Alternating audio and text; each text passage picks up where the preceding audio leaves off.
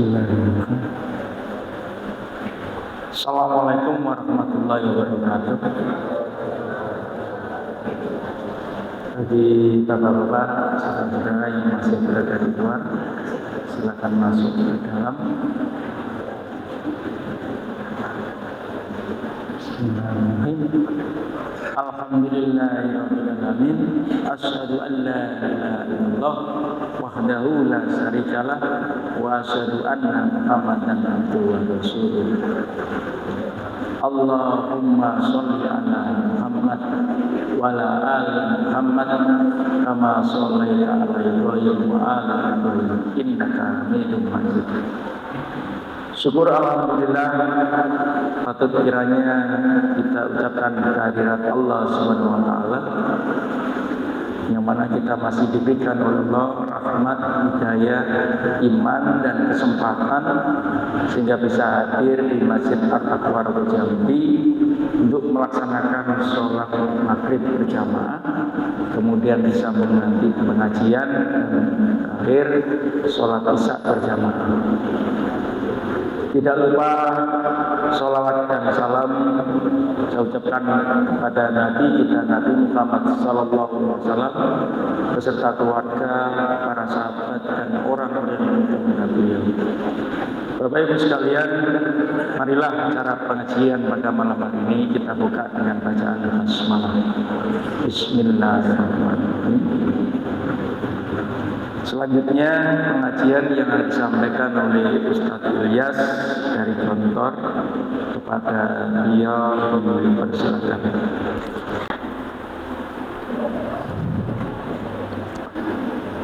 Bismillahirrahmanirrahim. Assalamualaikum warahmatullahi wabarakatuh. Alhamdulillah, wassalatu wassalamu ala rasulillah wa ala alihi wa sahbihi wa mawala amma ba'd. Jamaah yang dirahmati oleh Allah,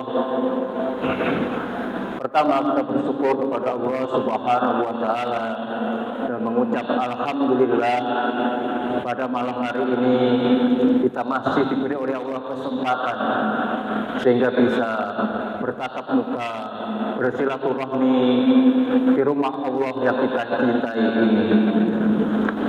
Setiap kami berdiri di sini, kami sering mengutarakan bahwasanya ada dua nikmat yang sering kita lupakan. Ada dua nikmat yang sering kita abaikan, yaitu satu nikmat kesehatan dan yang kedua adalah nikmat kesempatan. Satu sehat, dua sempat atau umur, itu nikmat yang begitu berharga, tetapi kadang-kadang kita lupa mensyukurinya. Ketidakberlebihan apabila ketika kita sujud syukur umpamanya kita ucapkan di hadapan Allah Subhanahu wa taala, ya Allah, aku berterima kasih, aku bersyukur ya Allah, aku masih Engkau beri kesempatan, aku masih Engkau beri kesempatan dan juga masih Engkau beri kesehatan sehingga bisa menambah amal soleh kita. Sekali lagi, mari sehat dan umur atau kesempatan ini kita manfaatkan sebaik-baiknya. Itulah salah satu cara untuk mensyukurinya. Salawat serta salam semoga tetap terlimpahkan kepada Nabi kita Nabi besar Muhammad Sallallahu Alaihi Wasallam. Mudah-mudahan dengan memperbanyak salawat kepada kanjeng Nabi Muhammad Sallallahu Alaihi Wasallam nantinya kita akan dimudahkan oleh Allah untuk memperoleh syafaat Rasulullah Sallallahu Alaihi Wasallam. Amin ya rabbal alamin. Jamaah yang berbahagia, pada malam hari ini kami akan menyampaikan sebuah tema, yaitu peran akidah di dalam amal soleh. Peran akidah di dalam amal soleh. Pada suatu hari ada seorang muslim datang ke masjid. Lantas di masjid tadi ada kotak amal, ya, ada kotak amal. Ketika dia masuk ke masjid, dia buka dompetnya. Di situ ada uang 100.000, ada uang 50.000, ada uang 10.000, ada uang 5.000, yang terkecil 2.000 rupiah. Kira-kira yang dimasukkan yang mana? 100.000, 50.000, 20.000, 10.000, 5.000 atau 2.000? Ada yang masukkan 100.000. Kita tanya, kenapa Anda masukkan 100.000? Dia menjawab, karena saya yakin bahwa dengan saya bersedekah 100.000 ini, Allah akan membalas 700 kali lipat. Dan itu sesuai dengan firman Allah dalam Al-Quran, dan firman Allah tidak mungkin salah. Saya yakin dengan saya yakinnya dengan 100.000 ini akan dibalas oleh Allah 700 kali, bahkan lebih daripada itu. Jamaah yang dirahmati Allah, dia apa dalilnya? Dia mengatakan, bukankah Allah sudah berfirman, masalul ladzina yunfiquna amwalahum fi sabilillah kamathali habbah anbatat sab'a sanabil fi kulli sumbulatin mi'atu habbah wallahu yudha'ifu liman yasha wallahu wasi'un alim. Dia keluarkan uang 100.000. Ini disebut akidah atau ilmu. Bapak Ibu, kita keluarkan uang 100.000, ini disebut akidah, amal, atau ilmu. Ini akidah. Ya. Yang yakin itu akidah. Yang keluarkan uang 100.000 dengan dia mengeluarkan itu amal. Dia tahu jawabnya, dia tahu artinya, itu ilmu. Makanya harus kita bedakan. Ada akidah, ada ilmu, ada amal dan ibadah. Ya. Yang keluarkan 2.000 kita tanya, kenapa kamu hanya keluarkan 2.000 rupiah? Boleh di dompet kamu ada 100.000, ada 50.000, ada 20.000, ada 10.000. Kenapa kau pilih yang 2.000? Dia menjawab, ya kalau dibantu oleh Allah. Kalau tidak dibantu, rupiah aku. 100.000 nggak dibantu oleh Allah, rupiah aku. Maka aku kasih 2.000 aja. Makanya 2.000 ini karena akidahnya lemah, keyakinannya lemah, maka dia hanya mengeluarkan 2.000 rupiah. Ya. Di situlah maka akidah punya peran yang amat sangat penting dalam mendorong kita untuk beramal soleh. Ya. Jamaah yang dirahmati Allah, dalam sebuah bukunya Profesor Dr. Hamka itu sekali dia duduk bisa mengatakan 3 juz Al-Quran. Dan buku biografinya Hamka itu ya, satu kesempatan sekali dia duduk, dia baca Al-Quran, sekali duduk bisa hatam 3 juz Al-Quran. Duduk membaca Al-Quran 3 juz ini ilmu atau amal atau sedekah? Apa akidah? Akidah, amal atau ilmu? Gimana kira-kira? Dia duduk, sekali duduk 3 juz selesai. Ini amal, akidah atau ilmu? Ini amal, ya. Ini amal. Ya. Kenapa yang mendorong dia duduk sampai 3 juz? Karena dia yakin bahwa setiap huruf dari huruf Al-Quran yang dia baca akan dibalas 10 kebajikan oleh Allah Subhanahu wa ta'ala. Setiap satu huruf dari Al-Quran yang dibaca dibalas 10 kebaikan. Dia tidak yakin bahwa kalau dia baca Al-Quran, maka Al-Quran itu nanti di hari kiamat akan datang memberi pertolongan kepada yang membacanya. Iqra'ul Quran bainahu ya'ti yaumal qiyamah syafi'an li ashabi. Bacalah Al-Quran karena nanti pada hari kiamat Quran akan datang memberi syafaat, memberi pertolongan kepada yang suka membaca Al-Quran. Keyakinan inilah yang mendorong dia membaca Al-Quran dilandasi dengan ilmu. Ya, maka di sana ada akidah, ada ilmu, ada amal. Ya. Kita sekali duduk kira-kira wah enggak 4 juz. Wah, mas jusnya beda kalau kita ya. Jus kita jus jambu gitu ya, jus milon gitu ya, jus semangka. Wah, ya jus kita. Tapi waktu baca Al-Quran jangankan 3 juz ya. 10 saja rasanya adalah lama. Dan kalau tidak kita paksa, kalau kita tidak memaksa diri di hari-hari ini, rasanya semakin sulit dan berat untuk membaca Al-Quran. Padahal kita tahu dalilnya, kita hafal dalilnya, kita tahu artinya. Ya. Tetapi kenapa tidak kita amalkan? Karena akidah kita yang lemah. Maka ini mesti harus kita benahi. Ya. Rasulullah Shallallahu Alaihi Wasallam selama 13 tahun di Mekah itu hanya mengajarkan akidah, belum memerintahkan sholat, belum memerintahkan zakat, belum memerintahkan puasa, belum memerintahkan haji. Selama 13 tahun sebelum beliau akhirnya hijrah ke Madinah, itu hanya ajak-ajak untuk berakidah yang benar. Hadirin yang dirahmati oleh Allah, apa fungsi akidah ini? Kita katakan tadi, fungsi akidah satu sebagai pendorong yang kuat untuk beramal soleh. Yang kedua, syarat diterimanya amal juga harus akidahnya benar. Ya, kalau kita baca buku-buku buahnya, itu mayoritas ulama mengatakan syarat amal diterimanya itu ada 2. Satu, harus betul-betul lillahi ta'ala, betul-betul ikhlas karena Allah Subhanahu wa ta'ala, semata-mata untuk Allah Subhanahu wa ta'ala.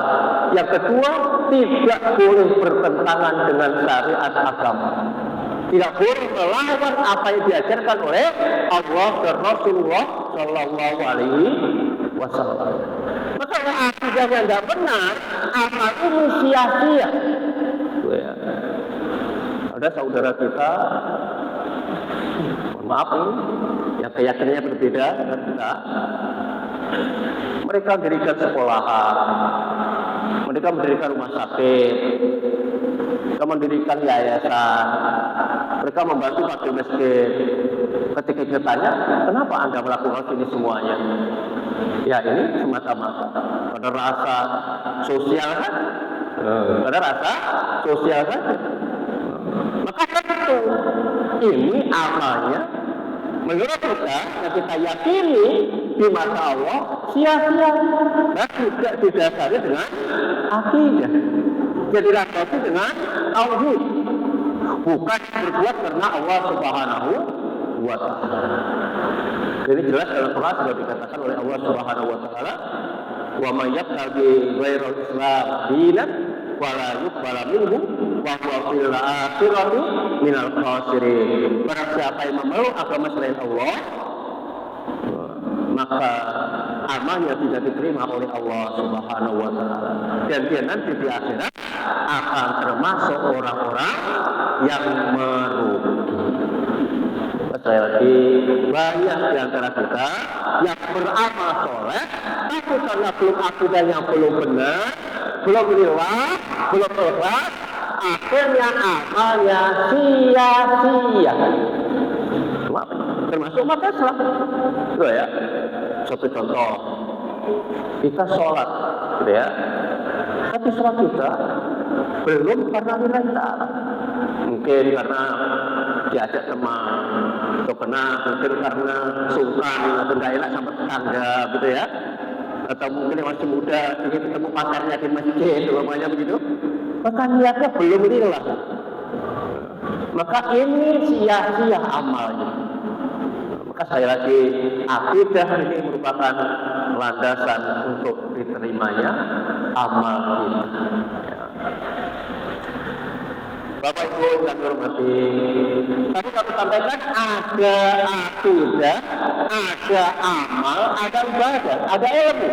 Apa bedanya antara amal dan ibadah? Kita sering dengar ya, ada amal ibadah. Beda antara amal dengan ibadah? Beda. Bedanya apa? Setiap ibadah pasti amal. Tetapi tidak semua amal termasuk ibadah. Bedanya ya. Ibadah itu adalah yang punya rukun, punya syarat. Itu namanya ibadah ya, yang semata-mata untuk Allah. Sholat, ibadah, puasa, haji, ini punya rukun, punya syarat. Kalau amal itu tidak selalu punya itu. Kita ngajar itu amal. Kita mencari rezeki untuk keluarga itu amal. Kita belajar itu amal. Ya. Tetapi amal ini bisa bernilai ibadah kalau kita niyati lillahi ta'ala. Nah, ini bedanya di situ ya. Amal-amal tadi bisa bernilai ibadah, menjadi ibadah kalau kita niyati untuk Allah Subhanahu wa ta'ala. Maka ada sebuah hadis, innamal a'malu binniyat. Sesungguhnya amal itu tergantung niatnya. Meskipun kita mencari rezeki di sawah, kerja di sawah, menanai padi, gitu ya, atau kita kerja di sawah, di tanggul, selama itu kita niati lillah ta'ala, mencari rezeki yang halal untuk mencari ridha Allah Subhanahu wa ta'ala, itu bernilai ibadah. Kata tadi, seluruh ibadah itu amal, tetapi tidak semua amal itu termasuk ibadah. Tetapi amal akan bernilai ibadah bila kita niatkan untuk Allah Subhanahu wa ta'ala. Maka mari setiap kita melakukan aktivitas apa saja, jangan sampai kita lupa untuk niat. Tidur bisa bernilai ibadah kalau kita niati untuk Allah Subhanahu wa ta'ala. Kita umpamanya setengah 10 malam sudah beranjak tidur, atau jam 9 malam sudah beranjak tidur.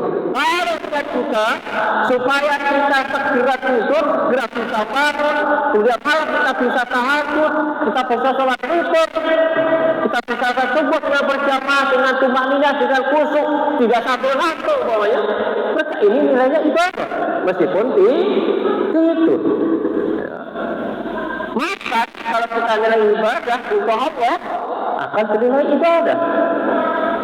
Tetapi kebalikannya ibadah kalau kita salah niat maka tidak bernilai apa-apa. Sekali lagi, di sana ada namanya akidah, ada namanya ilmu, ada yang namanya amal. Tetapi seringkali orang juga semangat berbuat baik ini karena akidahnya lemah.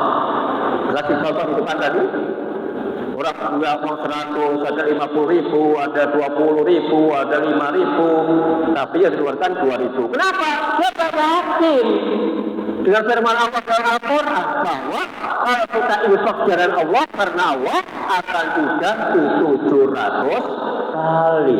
Dia tak yakin, dia takut dan ganti, maka dia bilang yang 2.000. Saat dia gak diganti, dia tidak terlalu rugi. Begitulah keyakinannya yang salah. Jadi orang yang yakin akidahnya benar, dia tidak ragu-ragu, mengeluarkan 100.000. Nah, dia yakin tidak ada istilah melarat, miskin, rugi di dalam bersedekah selama diniyati lillahi ta'ala, selama semata-mata karena Allah Subhanahu wa ta'ala. Jamaah yang dirahmati Allah, maka sering kami sampaikan dalam beberapa munasabah kesempatan. Di Jawa ini ada tradisi yang salah kaprah. Ada orang hajatan gitu ya, entah itu mantenan, entah sutanan, entah apa saja, biasanya ada istilah becek gitu ya. Kita bawa beras, kita bawa kopi, kita bawa minyak, bahkan kita bawa duit gitu, ada itu. Ini sayangnya ditulis namanya ini, atau guru tulisnya gitu ya. Oh, si Patona gitu ya. Oh, dia bawa beras 5 kilo, gula 2 kilo, uangnya 50.000 begitu. Ditulis, disetorkan dulu. Ya, dia berharap nanti suatu saat kalau dia punya harga, orang ini akan mengembalikan. Akan dikembalikan lagi. Nah, ini yang salah. Niatnya salah, bukan nanti dikembalikan kayak orang artisan gitu ya. Ini salah. Maka Maka disitulah yang membatalkan sedekah kita gitu. Kalau berbeda dengan Al-Quran, ya ayyuhalladzina amanu la tubtilu shadaqatikum bil manni wal adha. Orang-orang beriman, jangan kau batalkan sedekahmu dengan berharap-harap untuk dikembalikan dan dengan menyakiti hati orang yang menerima sedekah. Mari kita rubah ini. Nah, rubah tradisi ini, kalau kita bisa, nggak usah dikasih nama. Nah, kalau nggak usah bawa apa-apa, kita bawa uang, diamplopin, tulis dari hamba Allah Subhanahu Wa Taala. Sudah, nggak usah pakai nama. Amplopin 50.000, 100.000, 200.000, tulis namanya di amplop dari hamba Allah Subhanahu Wa Taala. Kalau sekarang dituduh, saya nggak beda, biar aja. Kalau ketahuan dia lihat kita, alhamdulillah, nggak apa-apa.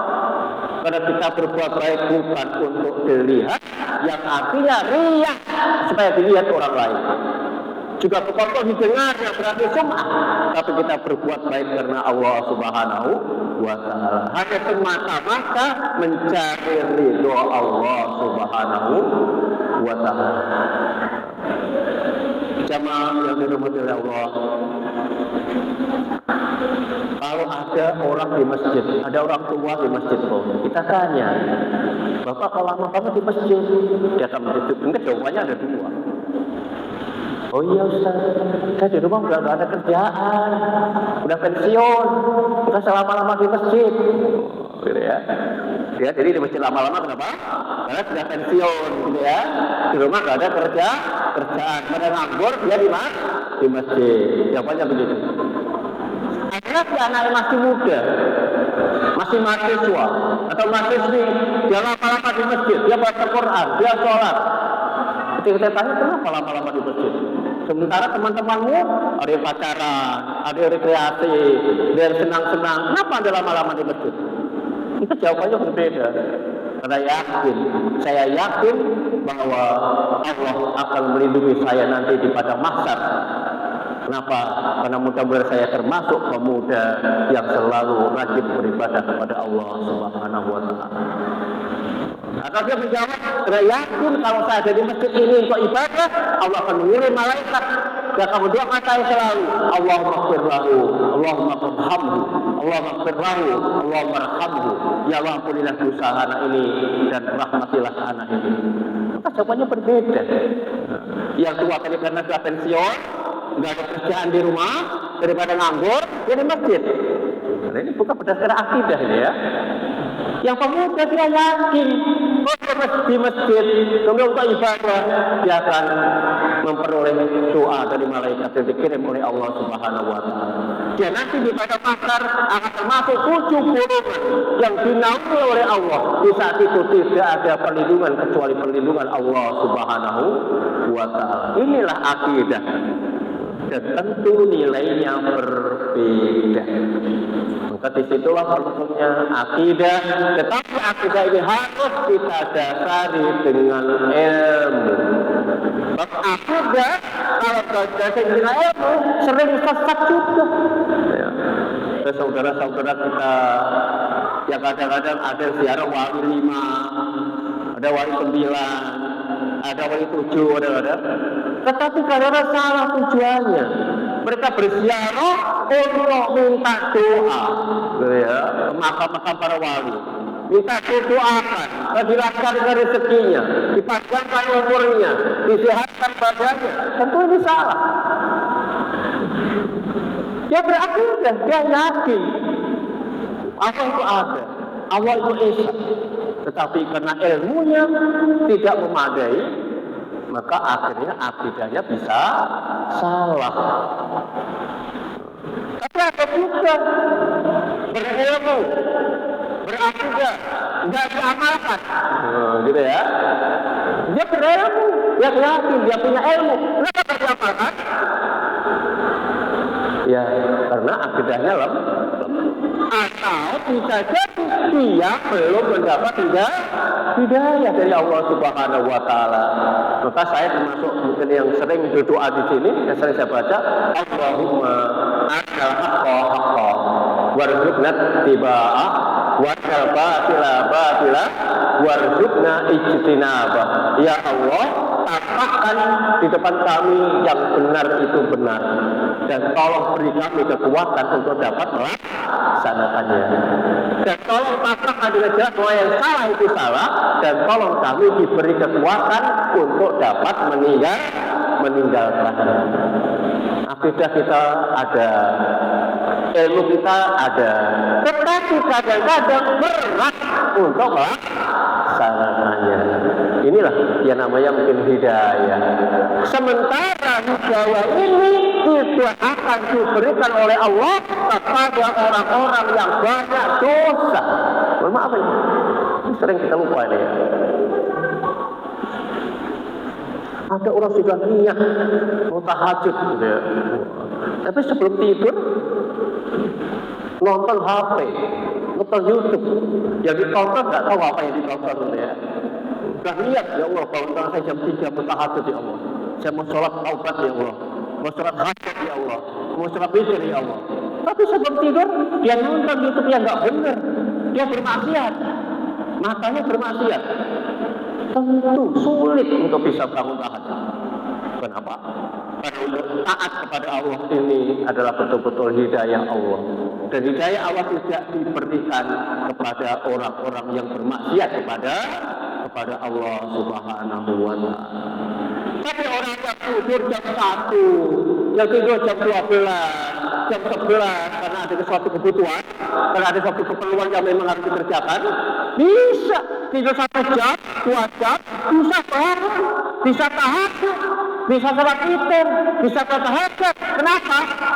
Asal dia tidak bermaksiat kepada Allah Subhanahu wa Ta'ala dan disertai dengan niat yang kuat, insya Allah kita bisa bangun. Padahal kita tahu wa minal laili fatahajjat bihi asa ayat asa rabbuka maqama mahmuda.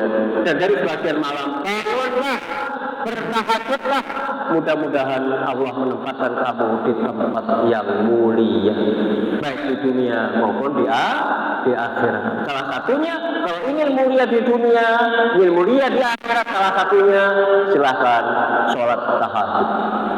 Ditekankan juga oleh Rasulullah, ya ayyuhan nas afsus salam wasilul arham wa sallu bil laili wan nasu niyam tadkhulul jannata bis salam. Hai manusia, tebarkanlah salam. Tebarkanlah salam. Kalau ketemu satu sama lain, ucaplah salam. Assalamualaikum. Pertama.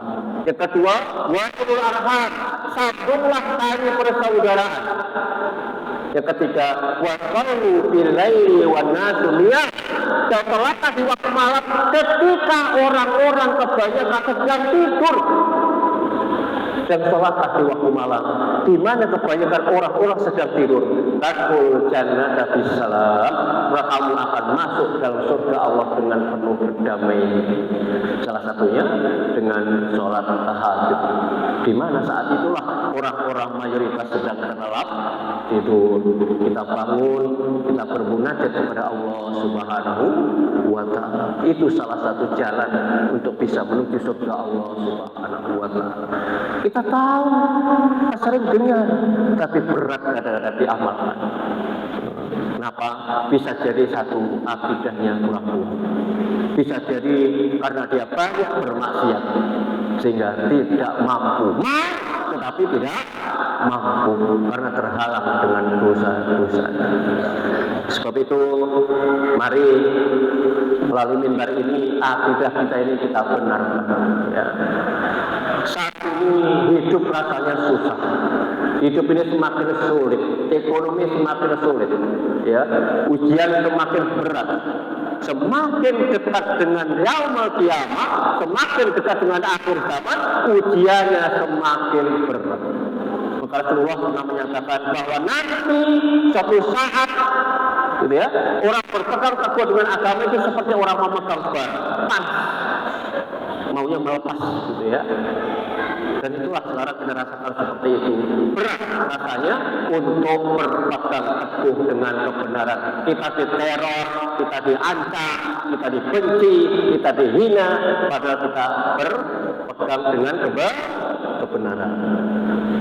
Mohon maaf, sebentar lagi kita akan pemilu gitu ya.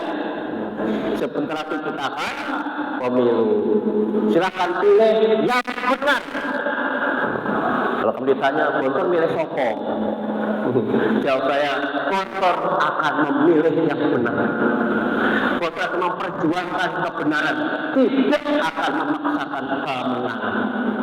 Gontor akan memperjuangkan, memilih yang benar, tidak akan memaksakan kemenangan. Benar, alhamdulillah, Allah.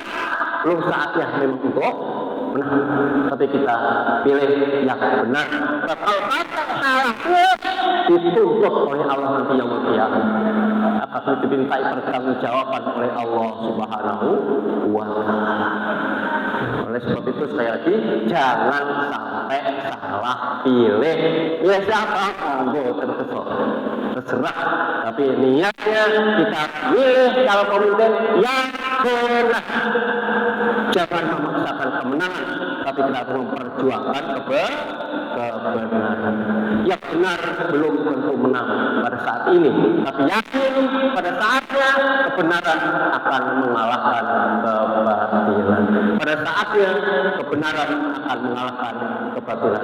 Pada saat ini umpamanya yang benar itu kalah, berarti memang belum saatnya dia untuk memimpin Indonesia. Indonesia belum siap untuk dipimpin oleh orang-orang yang benar. Tetapi kalau kita salah, sekali lagi kita akan dituntut nanti oleh Allah Subhanahu wa Ta'ala pada hari kiamat. Sekali lagi, kalau pilih pemimpin, pilihlah yang seperti punya sifat nabi itu ya. Ada amanah, ya, tabligh, ada amanah yang jujur, ya, ada tabligh, apa yang bisa menyampaikan kebenaran, yang bisa mengimami, yang bisa khutbah Jumat, gitu ya, yang pandai menyampaikan kebenaran, dihadiri di depannya rakyat banyak, gitu.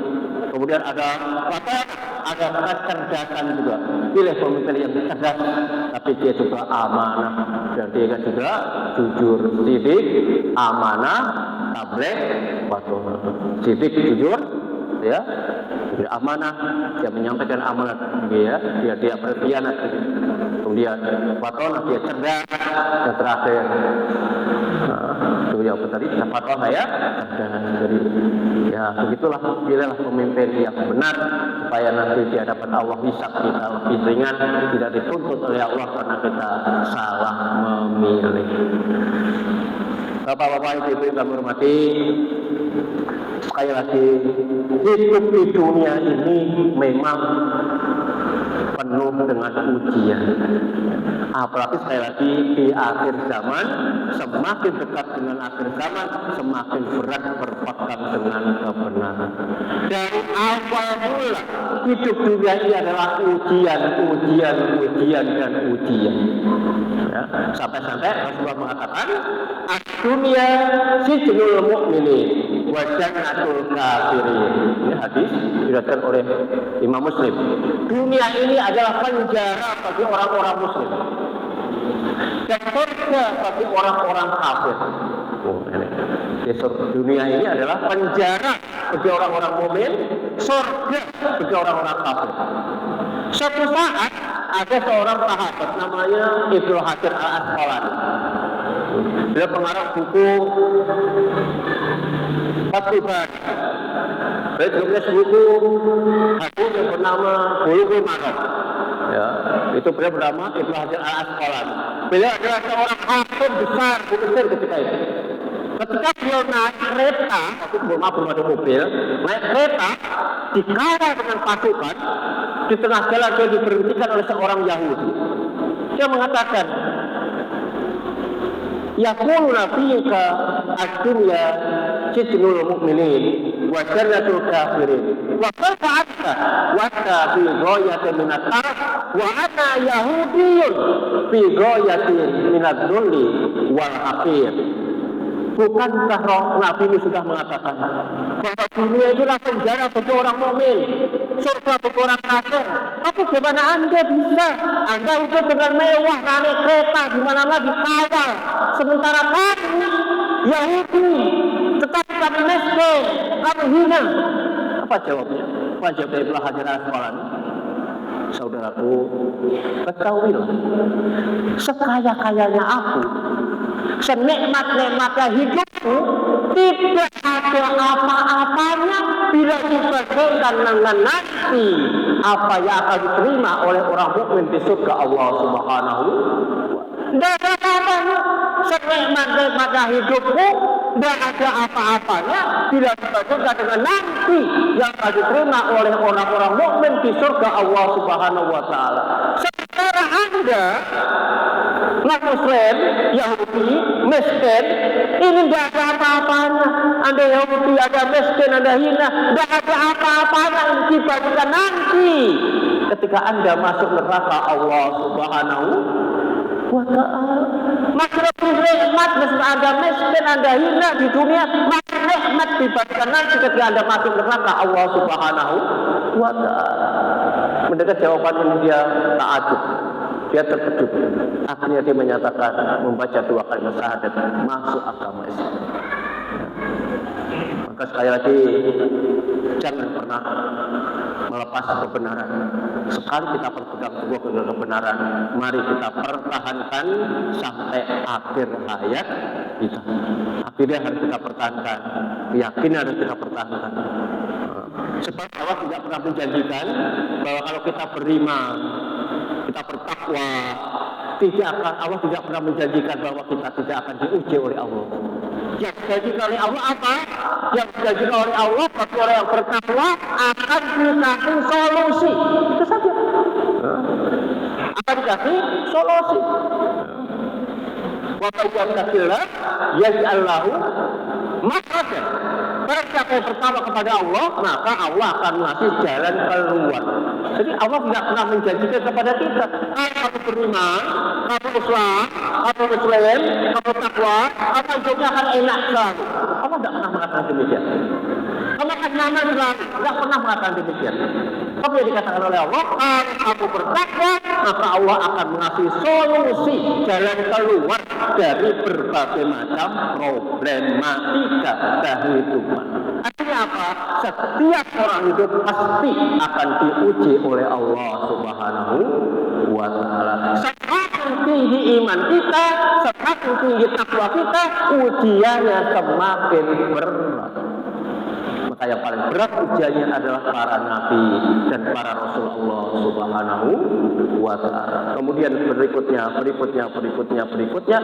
umat nabi kita, Nabi besar Muhammad sallallahu alaihi wasallam. Sekali lagi, mari kita perkuat akidah kita. Kemudian selalu kita mencari ilmu dalam rangka mempertahankan akidah. Juga dalam rangka mengetahui akidah yang benar. Jangan sampai akidah kita salah sehingga nanti amal kita akan sia-sia di sisi Allah Subhanahu wa ta'ala. Sekali lagi, akidah, kemudian ilmu dan amal ini tidak bisa dipisah-pisahkan. Amal kita akan salah kalau tidak dilandasi dengan ilmu. Akhirnya bisa jadi amal ini sia-sia, atau justru bisa jadi amal kita akan mencelakakan kita karena tidak dilandasi dengan ilmu. Tetapi ilmu yang tidak dilandasi dengan akidah, ilmu amal yang tidak dilandasi dengan akidah juga akan sia-sia di mata Allah Subhanahu wa ta'ala. Maka banyak akhir-akhir ini, karena hidup ini sulit, banyak yang bunuh diri, ada yang minum racun, ada yang dibunuh, ada yang ini, ada yang itu. Kenapa? Karena dia akidahnya lemah. Dia tidak yakin Allah Maha Kuasa, bahwa mendaki semuanya tidak ada yang susah bagi Allah Subhanahu wa ta'ala. Bapak Ibu yang hormati, sudah jam 7, menjelang waktu sudah menjelang isya.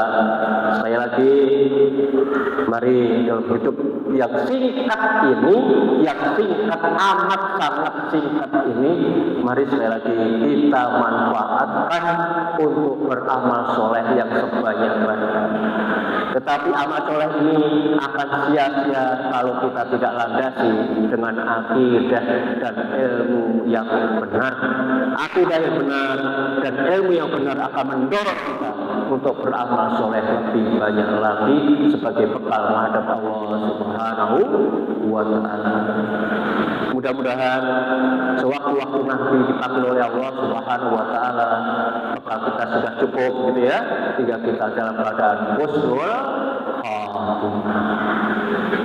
Beberapa hari yang lalu kami silaturahmi sekaligus takziah ke Ponorogo karena di Gontor 3 di Kediri sana, Darul Makrifat sana, ada seorang guru senior yang belum terlalu tua sebetulnya, masih jauh di bawah kami, masih 47 usianya, sudah dipanggil oleh Allah Subhanahu wa Ta'ala.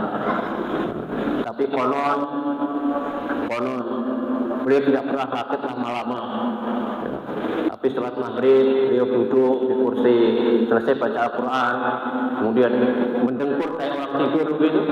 Tahu dilarikan ke rumah sakit, sampai rumah sakit ajalnya sudah tiba. Begitu mudahnya, begitu cepatnya. Bisa jadi itu tanda husnul khotimah. Tidak merepotkan orang lain. Tidak merepotkan orang lain. Dan konon bagi yang teman-teman yang memandikan, wajahnya berseri-seri, dia tersenyum seakan-akan ketika dimandikan. Dan itu bukan juga salah satu tanda husnul khotimah. Kalau kita pernah ada ungkapan, kalau kita lahir, kita menangis. Sementara orang-orang sekitar kita tertawa, tersenyum, gembira dengan kelahiran kita.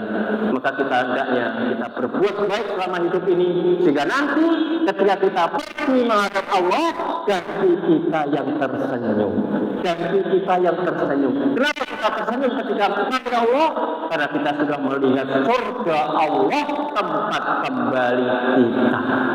Sehingga kita tidak ada beban apa-apa meninggalkan dunia ini, tapi yang ada justru ingin segera meninggalkan dunia yang mana ini, menuju surga Allah Subhanahu wa Ta'ala. Kebalikannya, orang-orang yang amalnya belum cukup, apalagi yang banyak bermaksiat, ketika dipanggil Allah, dia akan ketakutan, dia akan menangis. Kenapa? Yang dilihat adalah neraka Allah Subhanahu wa Ta'ala. Saya lagi mudah-mudahan kita husnul khatimah. Amin amin ya rabbal alamin. Ini dapat kami sampaikan. Terima kasih atas kesempatan yang diberikan kepada kami. Mohon maaf atas segala kekurangan. Aqulu qouli hadza. Wassalamualaikum warahmatullahi wabarakatuh. Mari kita berdoa kepada Allah. Mudah-mudahan seluruh amal ibadah kita diterima oleh Allah Subhanahu wa Ta'ala. Mudah-mudahan kita diberi umur yang panjang tetapi bermanfaat untuk menambah amal soleh. Amin ya rabbal alamin. A'udzu billahi minasyaitonir rajim. Bismillahirrahmanirrahim. Alhamdulillahirabbil alamin. Allahumma shalli ala Muhammad wa ala ali Muhammad. Allahumma ighfir lana dzunubana wa dzunuba walidayna warhamhuma kama rabbayana shighara. Rabbana atina min ladunka rahmah wa hayyi lana min amrina rashada. Rabbana atina fid dunya hasanah wa fil akhirati hasanah wa qina adzabannar. Subhana rabbika rabbil izzati amma yasifun wa salamun alal mursalin walhamdulillahi rabbil alamin. Wassalamualaikum warahmatullahi wabarakatuh.